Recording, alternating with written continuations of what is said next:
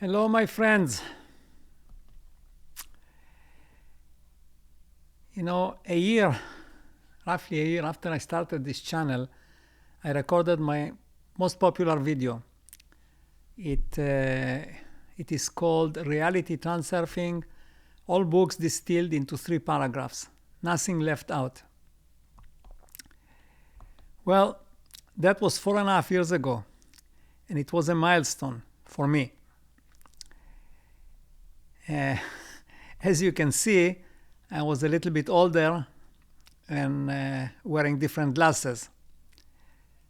I guess also the camera changed here. Yes, I'm growing younger, and I'll tell you all about that today so you can do it too.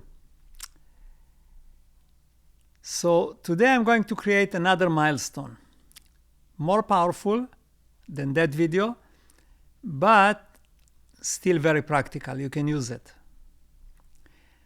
I will distill the whole of Reality Transurfing and any of these books about reality creation and achieving goals and so on into 2 practical and achievable concepts. One, how to achieve any goal, and the second one, how to create any reality. And yes, this is for real.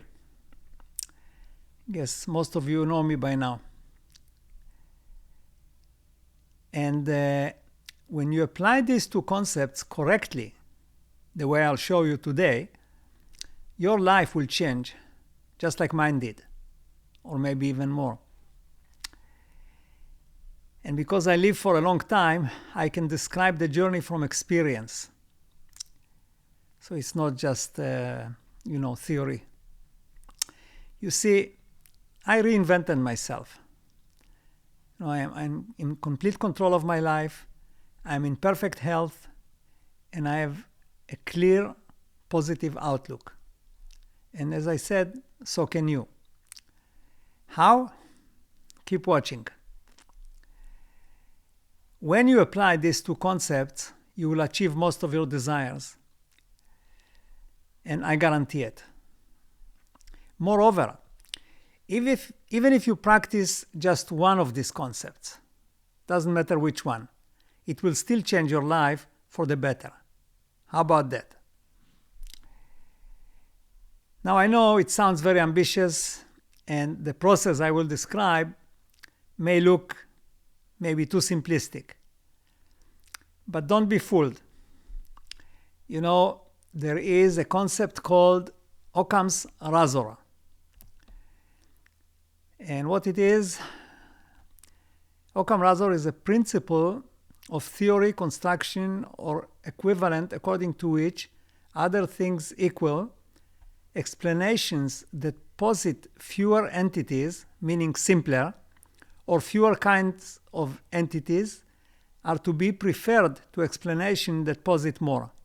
Okay, it's a very well-known concept, and like I said, what it means that for something to be real and believable, it doesn't have to be complicated. To the contrary, if it's complicated, it means it's not real. Okay? Before I start, let me tell you what Reality Transurfing or Goddard, Neville Goddard, and any of these books is not. It is not a book of recipes. Otherwise, I wouldn't need to make these videos and everybody would achieve everything they want. They would just pick the right recipe from the book and there you go. And don't get discouraged if you cannot implement those concepts from the book, because I am into it now for 5-6 years and only today I believe, maybe I'll find out later that otherwise, but I believe that I understand how to create a reality and how to achieve goals. But it took me many years. So don't get discouraged if you read the book yesterday and today you're trying to, manifest a partner or $1 million and it doesn't work. Okay, without any further ado, let me tell you a story. Story that happened last night. A friend of mine used to be my partner. He's a young fellow. He's like half my age. He called me and he said, I need to make a video for my company about the software they sell or we sell. Can I come and use your studio? Well, of course, I said no problem, but I was a bit embarrassed because thinking about it, I have this software here that I use for a number of years, and I still don't know. I mean, I don't know that many features. I only know what I use, right?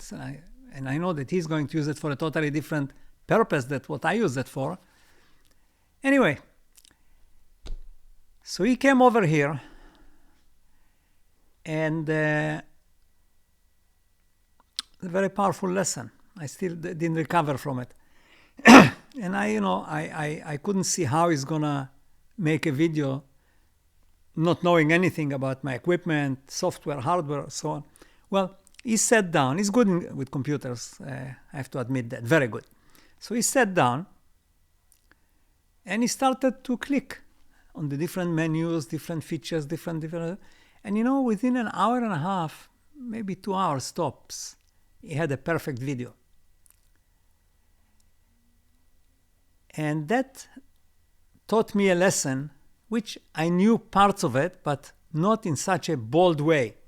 And this is the lesson I want to teach you today about achieving goals. Just do it. Anything you want, any goal you want, don't sit there and figure out, what I have to study the software. I have to figure out, which is the best angle for the microphone, and how much do I need to zoom the camera. Just sit down or stand up, whatever the task is, and just start doing it.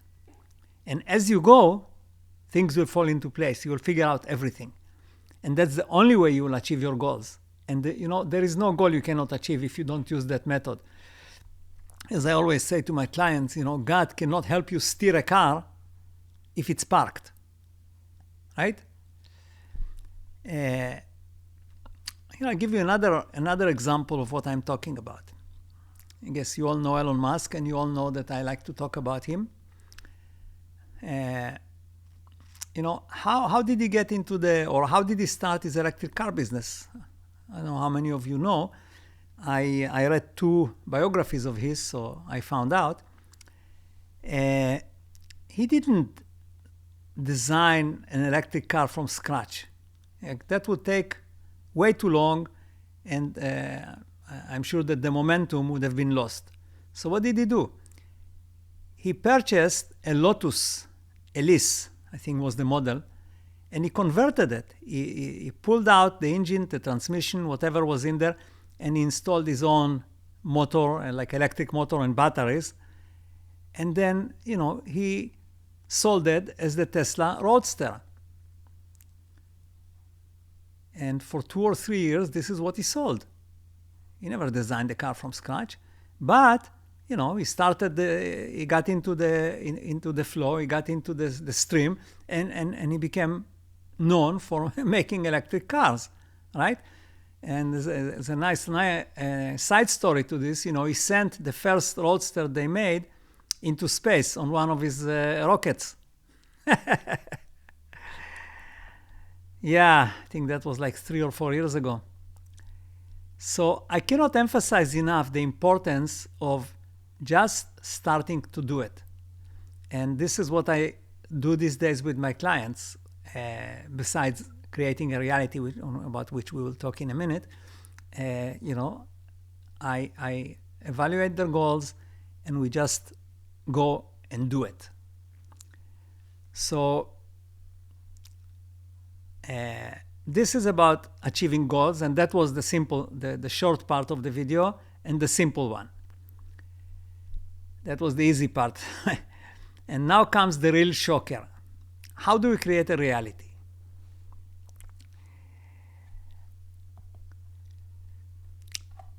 When you look in the mirror, what do you see?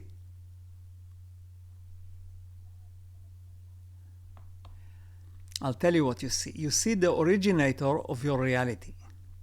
You cannot create a reality.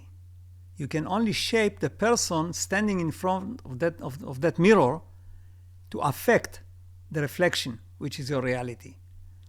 You see, who you are creates your thoughts and emotions and feelings, and those in turn create your reality. And this is why, for example, changing a name has such a significant impact, because it changes who you are. People start calling you something different, and it changes who you are, right?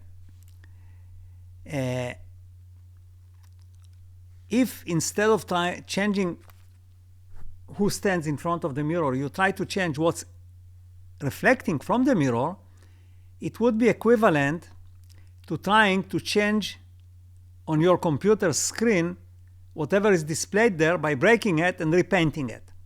Basically, it's the same thing, instead of going into the program and changing what's displayed with the keyboard. So that's the difference between changing reality and changing the engine that creates that reality. The reality cannot be changed. There is no such thing as changing reality. You can only change the mechanism or the person who creates that reality, because that reality is created by a person. In this case, we are talking about you. This reminds me of a story when people try to change reality. It's like there is this man, and he is looking for something he lost under the light, right? And here is the policeman. The officer is saying, "This is where you lost your wallet?" And the man replies, "No, I lost it in the park, but this is where the light is."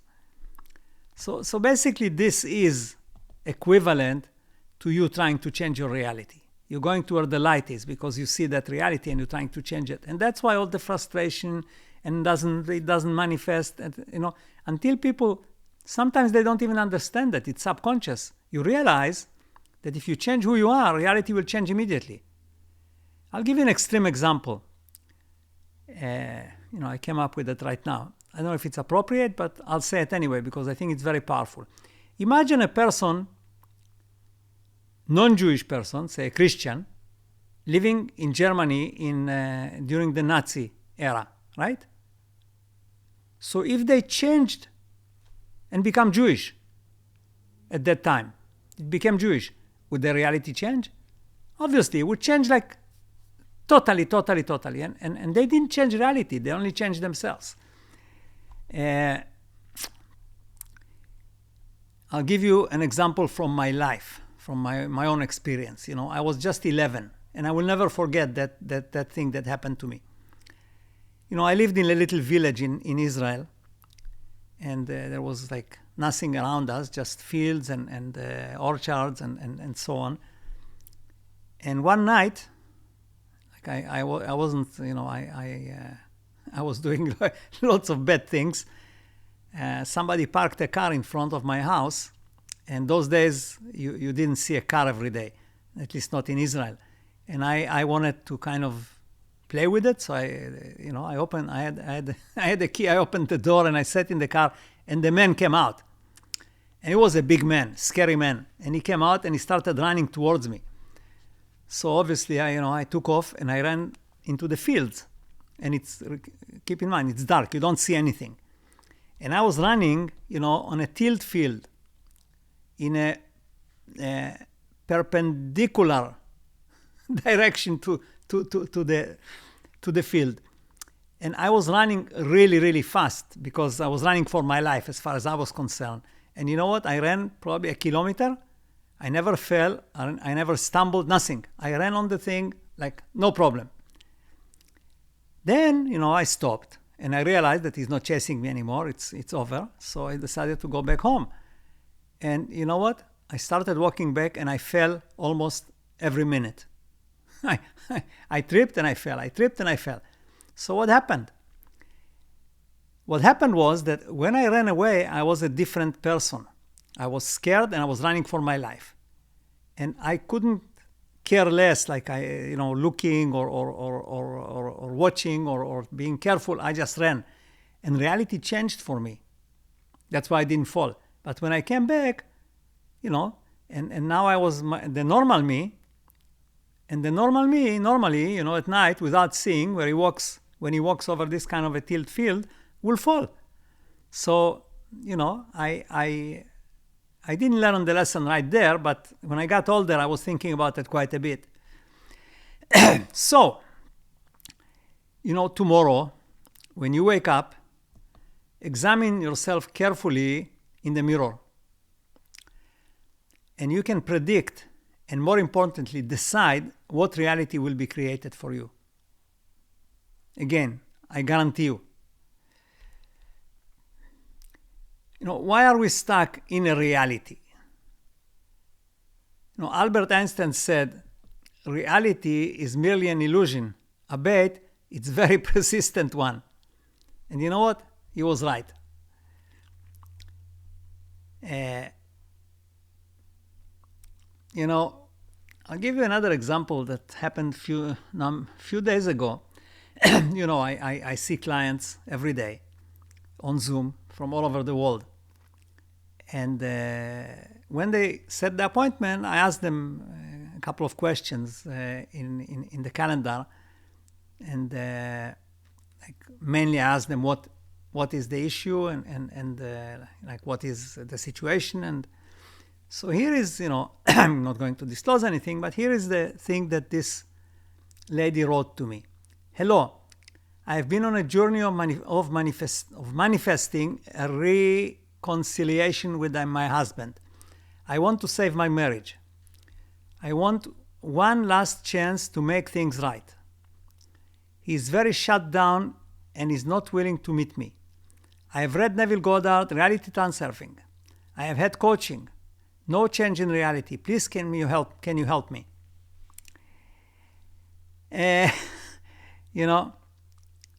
Remember that screen? So what she is really trying to do is repaint that screen, right? This is what she's trying to do.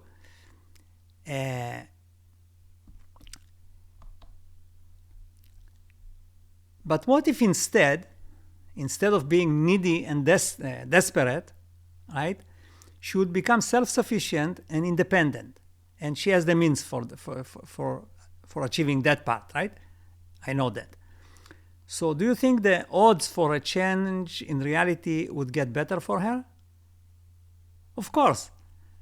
The husband would probably start chasing her, even though based on what I saw, I advised her not to go back.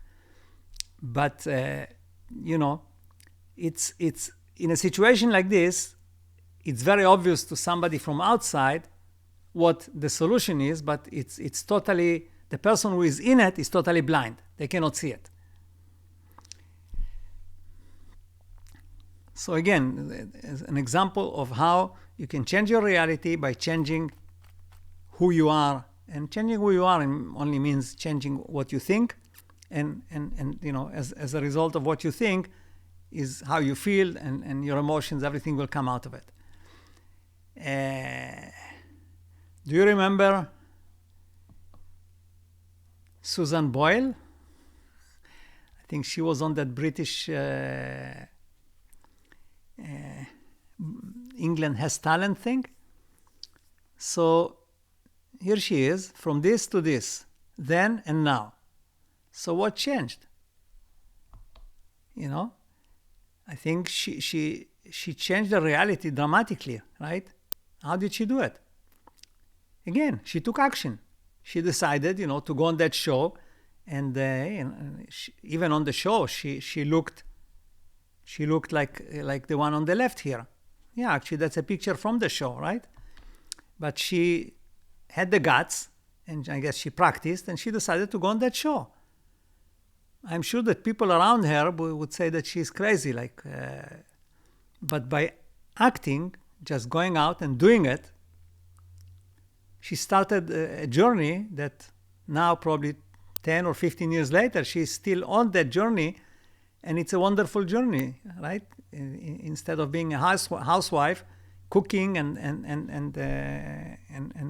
being sorry every day for not using the talent she had, she decided to act. And once she did that, reality changed. It's not like reality changed. It didn't change by itself. If she stayed in the kitchen, it wouldn't change, right? So there you go.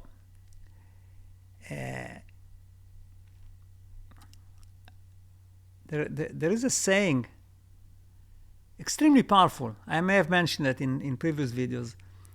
And it says, you get what you tolerate. And if you think about it, it's one of the most powerful things I've ever heard, because it's so true. And the way it works is that it's an equation. On one hand, you tolerate, but to change that balance, you need to pay a price. So let's say somebody tolerates, an apartment that they hate. Somebody tolerates a partner that they hate. Somebody tolerates a country that they hate. Somebody tolerates a job that they hate. So if they stop tolerating it, it will be gone. Absolutely, immediately, it will be gone. But the problem is the price, right? There's always a price to pay. I have to get divorced. I have to, it will cost me, I don't know how many millions. And what about the kids? And if I quit, I won't have money to pay the rent. And, if I move, if I change country, I don't know the language, there is always a price to pay. And that's why we get what we tolerate, which connects exactly with that reality thing. That thing we tolerate is our reality. And if we want to stop tolerating it, if we want it to go, then we have to pay the price. And the price is really all those things that I described before. You have to change yourself.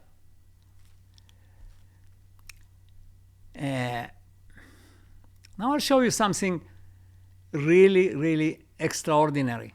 So please focus, because this is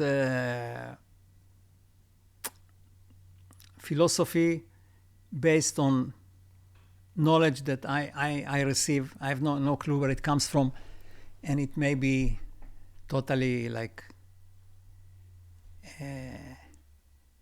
weird and strange to you, but hear me out, because I know for myself subjectively that is 100% true. So in essence,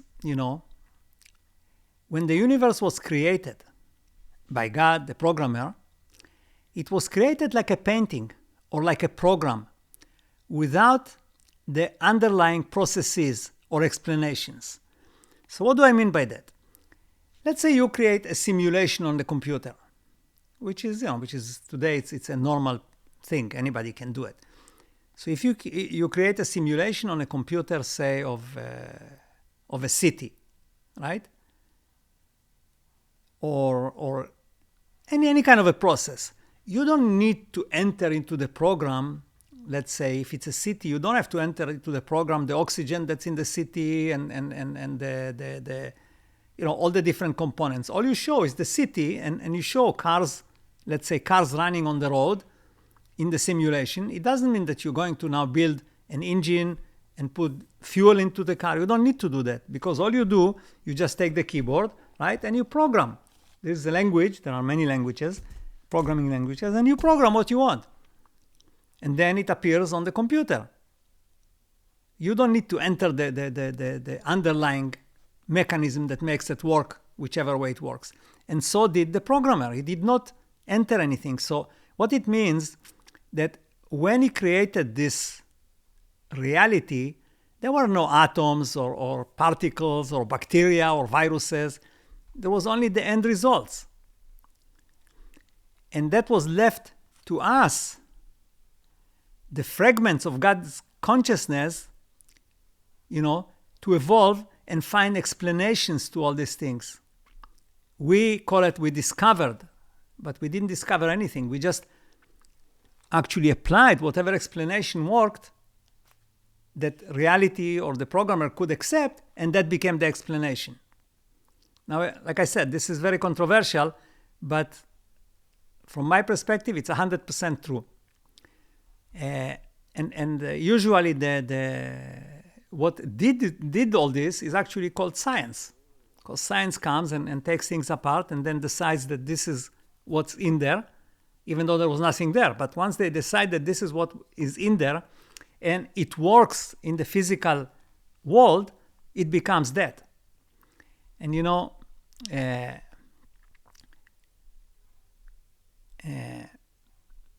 I'll give you an example. Gravity, for example, was not explained yet. I know that Einstein came up with the theory of space-time, bending and causing things to fall, so to say.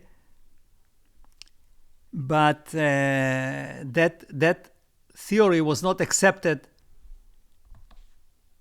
by the universe, by the programmer, and that's why we still don't know what gravity is. So that's one example where we did not come up with the explanation yet, but gravity is there, or whatever you want to call it, and the phenomenon exists, but there's nothing underlying it because we didn't find out. And the day we find out something that makes sense to the programmer, this is what it will be. And we will say that we actually discovered, science will say that they discovered what gravity is. So, and I'll show you something really interesting. Actually, in the Old Testament, in Genesis chapter 2, there is something that refers to it, and I'll read it to you. I don't have a slide, but I'll read it to you. And the Lord God formed from the earth every beast of the field and every fowl of the heavens, and he brought it to man to see what he would call it. And whatever the man called it, each living thing, that was its name. Okay? So in some ways, that refers here to animals and so on, but this is really the whole thing, that God, the programmer, did not give any explanation how things work. He left it to us. That's actually part of the game that is played here in this reality. Okay? Now, you can look at it also in a different way. Most of you know that a computer, whether it's an Apple or Windows or any other computer, runs with an operating system. In the case of Windows, it's Windows. In Mac, there is the iOS, or what is it called? Let me have a look here on my Mac about this Mac. So it's called Mac OS. Sorry, iOS is on the iPhone. And under that operating system run all the programs, like the program I am running right now to talk to you, right? This runs under the operating system, and we can create any program we want. As long as it interfaces with the operating system, it will run. The operating system will deliver the resources, whether it's memory or screen or anything that's required. And this is how this reality works. The programmer created the operating system. It's for us to create the programs. And we can create any program we want, as long as it doesn't collide with the rules, of which I talk in a different video. But we can create any program under that operating system, and it will become real. It will turn out to be, real, even though if it didn't exist before.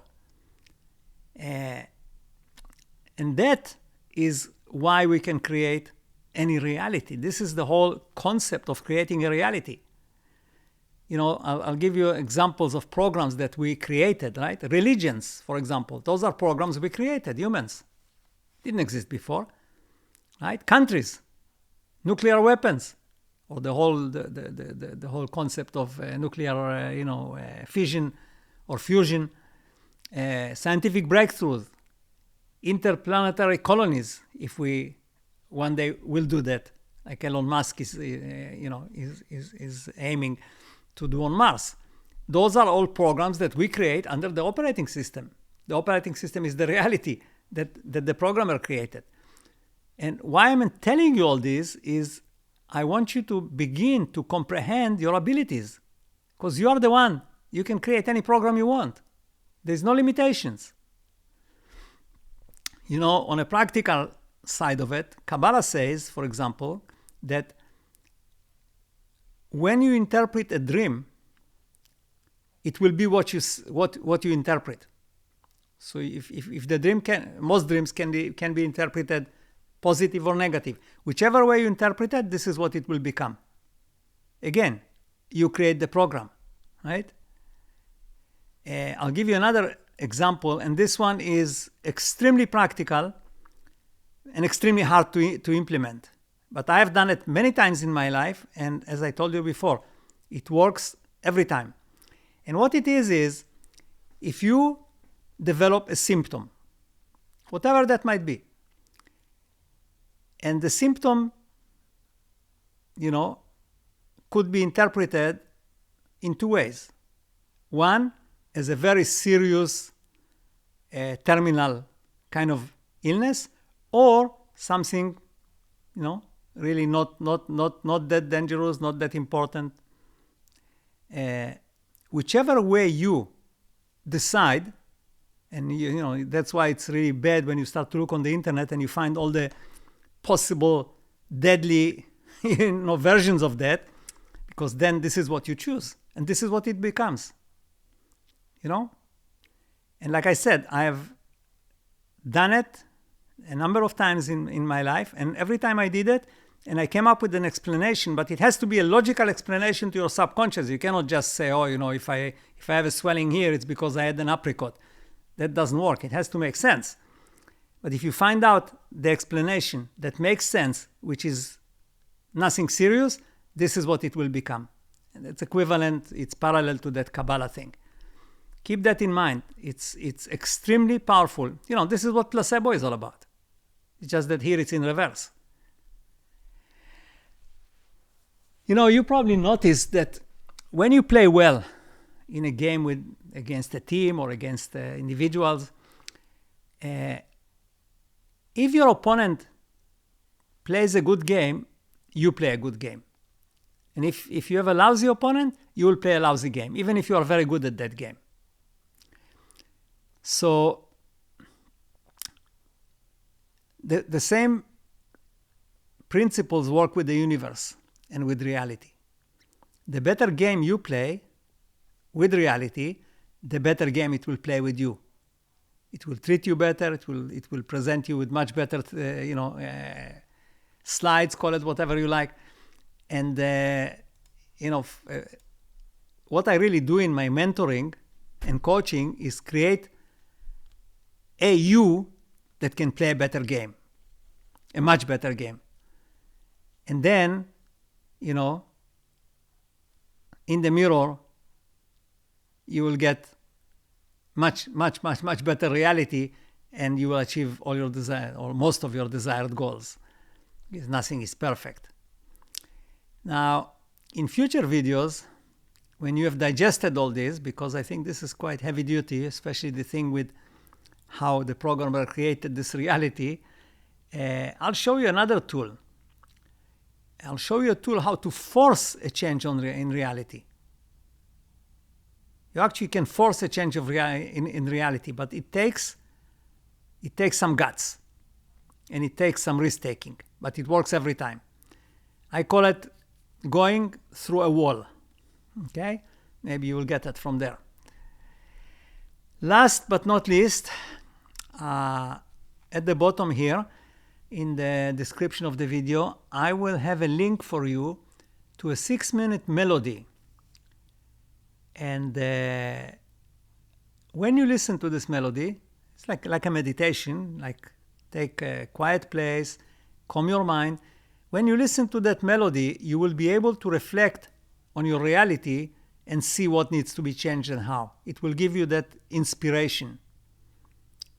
Okay? And also under the same link, you will find some other extras, like there is a book called Thoughts Are Things. Some of you already downloaded that. There is also a very interesting, I think 40 pages summary of reality transurfing, which I think is very, very intelligent, very well done. And I think there's another book in there.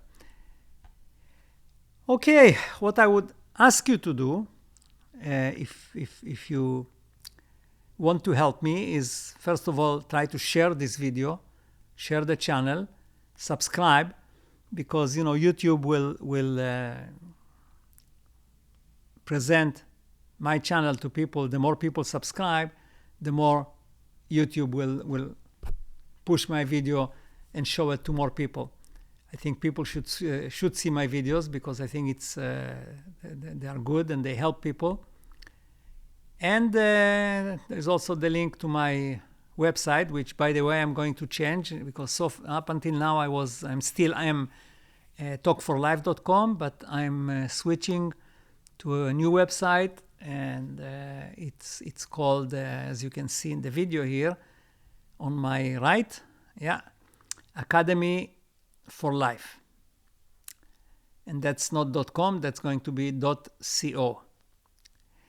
And by the way, I posted 2 videos in Hebrew over the last month, and I know that I had no way of avoiding you getting notified about them.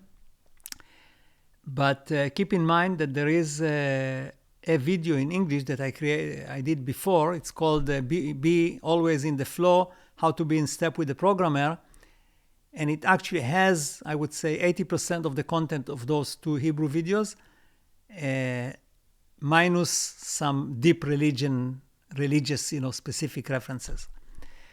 So this is it for today. Be well, be positive, and I really like to get your feedback. Also, if you want to do a talk with me, which many people do, I offer a half an hour free. And, I don't really always try to sell myself. In many cases, as people know, I solve most of their problems in that half an hour, or at least put them on the right path. So all the best to you. Take care, and I will see you in the next video.